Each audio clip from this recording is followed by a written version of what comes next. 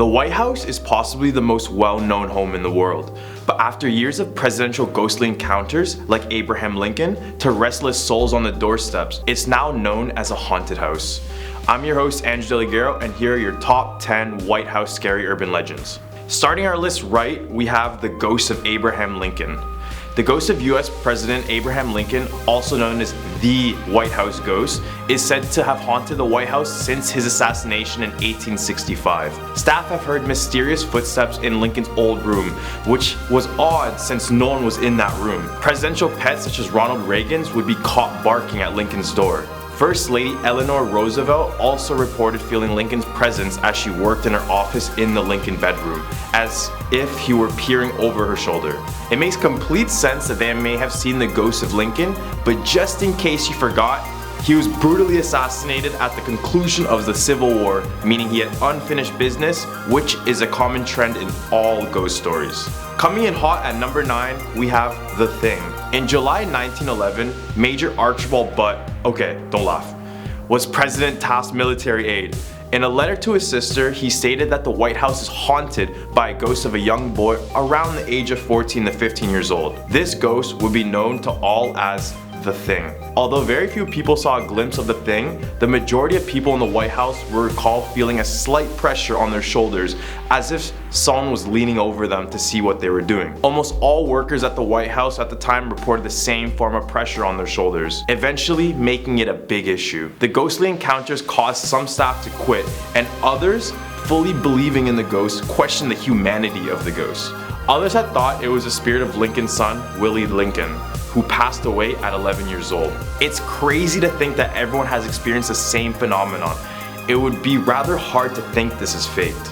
The Lincolns are back at it again at number 8, but this time we have Mary Todd Lincoln. Wife of Abraham Lincoln, Mary was said to practice spiritualism in the White House frequently. Influenced by the death of her second son, spiritualism was practiced by Mary to communicate with him and others she held dear in the afterlife. She would report speaking to her late son daily and would also conduct seances within the walls of the White House. As word broke out, desperate families would come to her seeking the unknown. And in the midst of the Civil War, many widowed wives went to speak to their husbands. Mary would begin to notice strange things in the White House, such as hearing stomping and swearing in the room of former President Andrew Jackson, known as the Rose Room. Could it be her interest in spiritualism that introduced more of the supernatural into the White House? Taking our number 7 spot, we have William Henry Harrison. He was the 9th president of the United States and holds the record for the least amount of time as president, just at 31 days. But his ghost has been there way longer than that. Passing away from pneumonia, William Harrison would also be the first person who died in the White House. Not the greatest achievement, I guess. Now witnesses report unexplained noises from the attic, specifically over the area of the yellow oval room. Now there's a complete 3rd floor that replaced the attic. However, workers still report seeing Harrison roaming the halls and in his room. His apparition appears to take on a blue glow with him, coughing profusely due to his pneumonia. Although no harm has been done by his ghost, the 3rd floor seems to be voided as much as possible to those who work at the White House. Stealing our number 6 spot, we have the British soldier Firestarter. It was the War of 1812 and the Great Burning of Washington occurred, a British attack on Washington, D.C.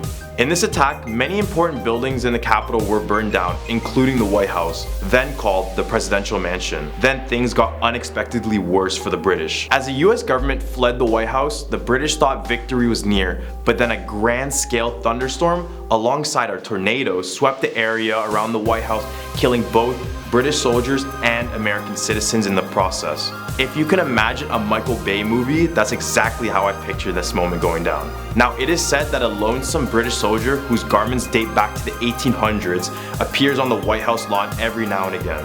It is said that this soldier is still roaming around the lawn of the White House with a rather large torch, almost as if the flame was eternal.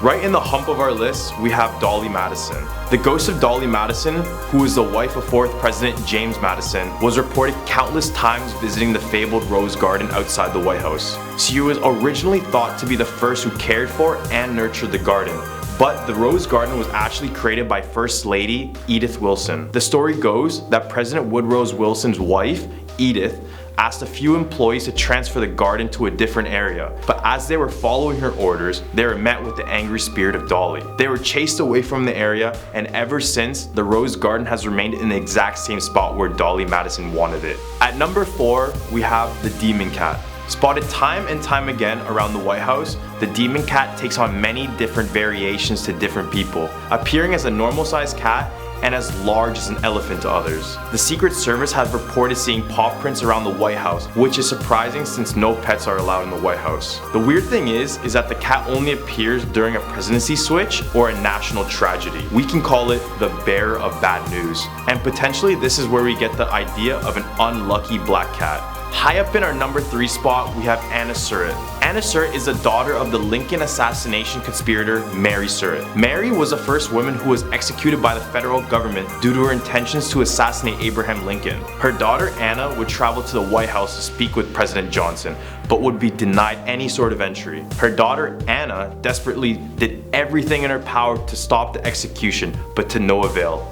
Her mother would pass. So here's where it gets dicey. It was reported that the ghost of her would still visit the White House, with knocking that got louder and louder. Workers could hear her pleading to spare her mother's life, and every July 7th, she would just be sitting on the steps sad, since this is the day her mother's execution occurred. Coming in at number 2, we have Abigail Adams. The wife of President John Adams, Abigail, was known to enjoy her daily laundry, treating it like self-care. However, after her death, she would still be seen doing it. White House workers reported seeing her ghost doing laundry in the exact same pattern that Abigail did it when she was alive. Abigail's pattern consisted of hanging her wet laundry in the East Room, because it had the most sun, meaning it would be the warmest. And in the afterlife, she's still doing it. President Taft even reported seeing her ghost, reaching out to grab the laundry to the East Room for hanging. The White House has then changed the location of the laundry room, however staff working in that area would report smelling wet laundry and lavender in the room. I don't think anyone can stop her from doing laundry.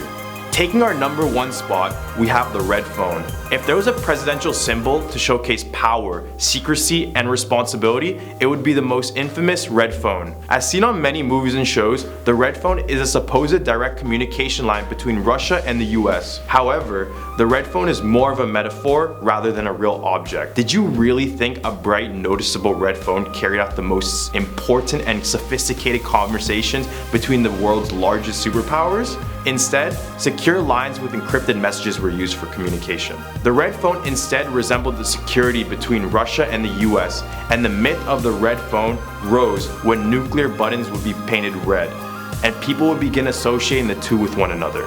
Makes you think that if this red phone resembled the security of these two nations, all it would take is one bad fall and security be blown and an all-out war starts. Just kidding, let's hope not. We hope you enjoyed listening to some of the White House's most notorious scary urban legends. Take it with a grain of salt and perhaps use that salt for the potential dead president you may see on your visit. Thanks for watching and keep it easy.